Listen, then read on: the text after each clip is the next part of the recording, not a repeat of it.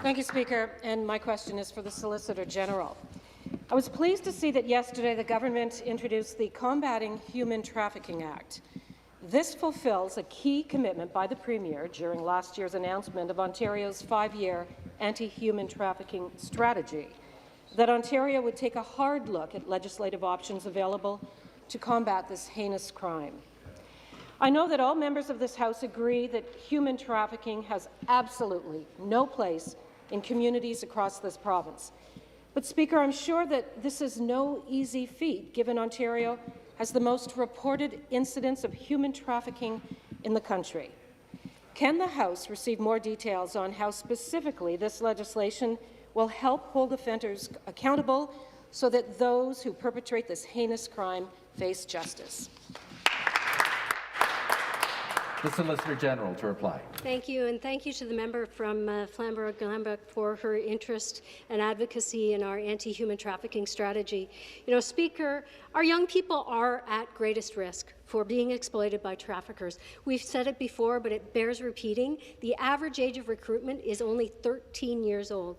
Because of the strong foundation laid by our colleague, the Minister Laurie Scott, while we were in opposition, we have been able to provide a government-wide, comprehensive approach to dealing with human trafficking in the province of Ontario. So, if passed, this legislation would provide police service with the authority to access motel, hotel, and short-term rental guest registration information with the penalty of non-compliance of $5,000. It will require companies that advertise sexual services to have a contact for law enforcement to request information as part of a human trafficking investigation. These are government-wide, ministry-wide proposals that are going to make a real difference in our community and for our young people. Thank you, Speaker.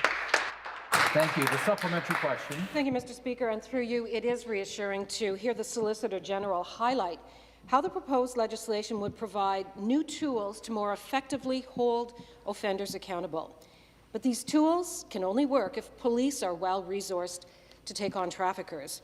And I've heard the Solicitor General say that criminals don't respect municipal boundaries, and I have no doubt that this is especially true when it comes to human traffickers. Moreover, our increasingly digital world has made trafficking even more complex, with traffickers able to rely on new forms of communication to identify potential victims and to evade detection. My question, again, to the Solicitor General, can you identify what resources police have to fight the perpetrators of this heinous crime? Again, the Solicitor General. Well, the member is absolutely right. You know, human trafficking investigations can often be complex, spanning across multiple jurisdictions and, unfortunately, over many years, which is why a new intelligence-led Joint Forces investigation team was established, bringing together police agencies from across Ontario, including the OPP, municipal police services, and First Nations police services. The capacity of the OPP Child Sexual Exploitation Unit is also being expanded by adding an additional 23 officers.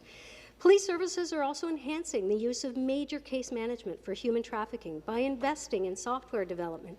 You know, I think if the pandemic has shown us anything, it's our reliance on digital and the fact that our children and our young people are spending more and more time online, and frankly, the traffickers have used this as an exploitation pathway. So these initiatives are already seeing results with a number of joint operations resulting in traffickers being charged last year and into January. Thank you, Speaker.